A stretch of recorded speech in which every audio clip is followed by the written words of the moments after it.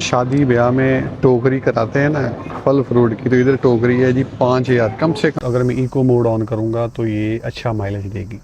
अगर मैंने हाईवे पे जाना है और गाड़ी की पिकअप बढ़ानी है तो मैं पावर मोड दबाऊंगा। इंडियंस लोग को अभी पसंद नहीं करते, ये रियलिटी है, लोग माने या ना माने। ये जापानी लोग पागल कर दिया मुझको, खाने पीने के इधर लगे हुए हैं। मुझे रहते हो गए जी 7 साल जापान में। सो मैं अपनी सोशल लाइफ और अपनी जर्नी स्टार्ट करने जा रहा हूँ जी आज के फर्स्ट व्लॉग से। तो जापान में आज तक मैंने 7 साल में क्या क्या एक्सपीरियंस किया, तो वो सभी अपनी मैं जर्नी में कवर करता रहूँगा। तो क्या यहाँ पे डिस्क्रिमिनेशन है, उसका आंसर कुछ हद तक यस।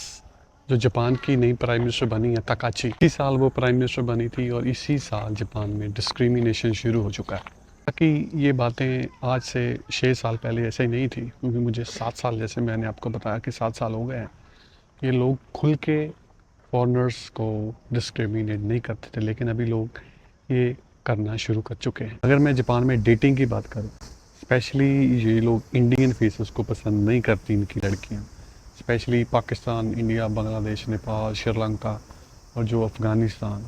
सो मोस्टली लोगों के फेस इंडियन फेसों की तरह हैं। सो ये लोग एशियन आदमी को डेट करना पसंद नहीं करती, स्पेशली जो जिन कंट्री को मैंने आपको नाम बताएं। अगर मैं आपको सही बात में बताऊं, ये काम पहले नहीं था, ये इंडियन लोगों की काफ़ी रिस्पेक्ट करते थे।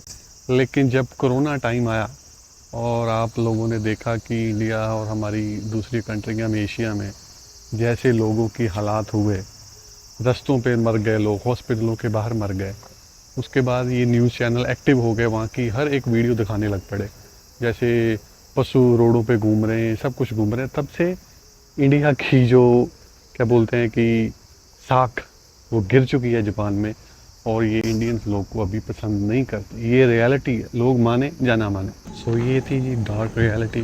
सो मैंने जो तब अब तक एक्सपीरियंस किया, तो लेकिन इन बातों को पीछे छोड़ते हुए, क्योंकि हम काम करने आए हैं तो काम करते रहेंगे, लेकिन उसके साथ मैं आपको नेचर, तो जापानी लोग सफाई और नेचर को मेंटेन कैसे करते हैं, ये हम लोगों को सीखना चाहिए।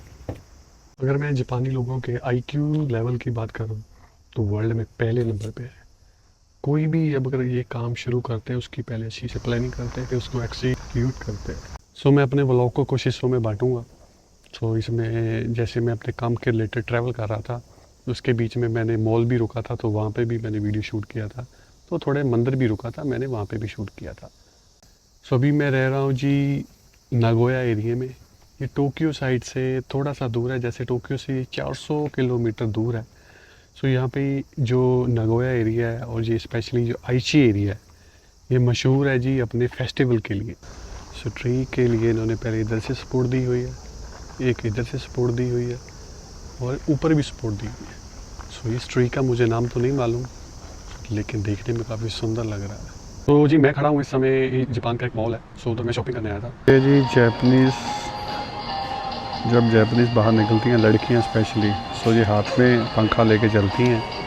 तो इसके डिज़ाइन चेक करें आप।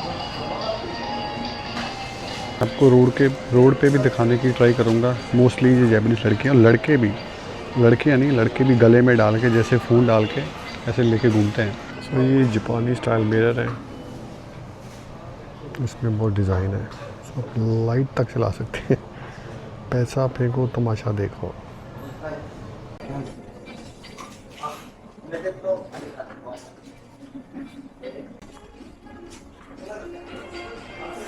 जो जापान में स्मॉल शॉपर कीपर हैं, वो रेंट पे लेते हैं जगह मॉल में अपनी दुकान लगाने के लिए, क्योंकि रोड साइड पे जापान में दुकानें लगानी मना है। मोस्टली मॉलों में फूड एरिया होता है, सो जहाँ पे आप आराम से अपना लंच और आराम से चिल कर सकते हैं अपनी फैमिली के साथ। असली खाना नहीं है, इनकी डेमो लगी हुई है। सो आपको जितना, जैसे ये फॉर एग्जांपल ये बाउल है, ये बाउल का साइज़ है, इतना ही बाउल का साइज़ होगा। जो चीज़ जितनी क्वांटिटी में रखी हुई है वो आपको उसी प्राइस में, उसी क्वांटिटी में मिलेगी। कस्टमर को अट्रैक्ट करने के लिए जो किड्स के लिए ये उनके साथ में टॉय भी रखे हुए हैं, कैंडी भी रखी हुई है। शादी ब्याह में टोकरी कराते हैं ना फल फ्रूट की, तो इधर टोकरी है जी 5,000, कम से कम 5,000 की। तो ये वीआईपी गिफ्ट होते हैं अगर कोई लेके जाता है ना। ये मेलोन, सो मेलोन भी 5,000 का। ये जापानी लोग पागल कर दिया मुझको, खाने पीने के इधर लगे हुए हैं कि क्या खाएं क्या नहीं, इसलिए ये छोटे पीस खरीदने पड़ते हैं जो जो काट काट के रखे हुए हैं। ये भी 521 का है और ये आधा भी नहीं है। ये जापानी वाटरमेलन, इसका प्राइस देखें 1580, टैक्स डाल के 1700, इसका हाफ बनता है हमारी करेंसी में। तो ये खाने पीने की चीज़ें बहुत महंगी हैं जापान में। ये आड़ू, 2 आड़ू हैं 1000 के, एक सेब 429 का। ये पागल हो चुके हैं। यहाँ पे खाने पीने के लिए आपको सोचना पड़ता है, 2 बार सोचना पड़ता है कि आप क्या खाएं क्या नहीं। फिर मियाज़ाकी का ये आम है ये 321 का। गाजर, एक गाजर लेंगे तो 60 येन में पड़ेगी, 3 लेंगे तो 170 येन में। इसमें 3 से 4 हैं, ये 260 येन की है। आलू भी एक एक खरीदते हैं, वैसे तो है 3-4, लेकिन जो अगर कोई एक खरीदना चाहता है तो एक भी खरीद सकता है। मैं तो यही कहूँगा जी, आप लोग लकी हैं।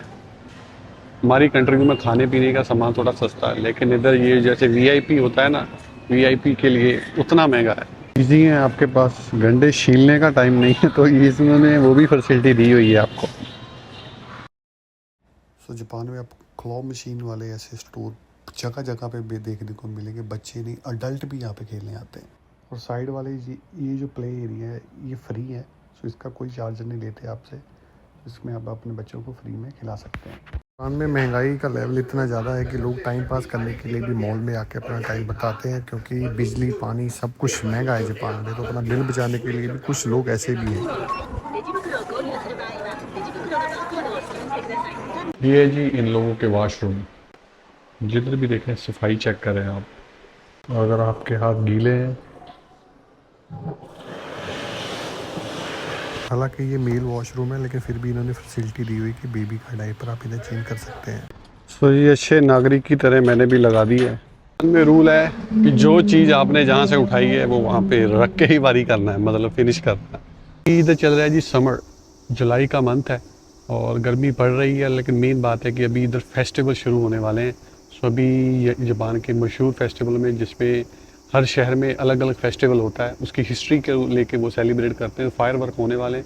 सो इस वीकेंड में मैं ट्राई करूँगा जी कवर करने के लिए फायर वर्क्स तोयोहाशी। ये तोयोहाशी पहले मैं उधर रहता था, सो उधर जाऊँगा, अपने कुछ फ्रेंड से भी मिलूँगा। अगर मैं अपनी गाड़ी की बात करूँ, मैं चला रहा हूँ जी टोयोटा की प्रिउस गाड़ी। तो ये हाइब्रिड गाड़ी है, लेकिन ये कार के फ़ायदे बहुत हैं। जापान गाड़ियों का हब माना जाता है।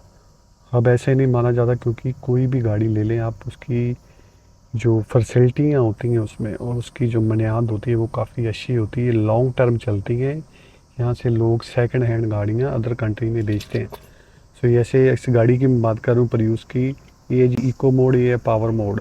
इको मोड का मतलब ये है कि अगर मैं ट्रैफिक में जा रहा हूँ, काफ़ी रश है, तो अगर मैं इको मोड ऑन करूँगा तो ये अच्छा माइलेज देगी। अगर मैंने हाईवे पे जाना है और गाड़ी की पिकअप बढ़ानी है तो मैं पावर मोड दबाऊँगा, जैसे आ गया जी पावर मोड, तो गाड़ी की पिकअप बढ़ जाएगी। आज के व्लॉग को करते हैं समाप्त यहीं पे। सो मिलेंगे जी हम तोयोहाशी फायरवर्क से, अगर बारिश ना हुई, क्योंकि वीकेंड पे बारिश, थोड़ी सी बारिश दिखा रहा है, लेकिन मोस्ट प्रोबेबली शायद फायरवर्क्स होंगे। सो मिलते हैं जी नेक्स्ट वीडियो में, तब तक के लिए बाय बाय।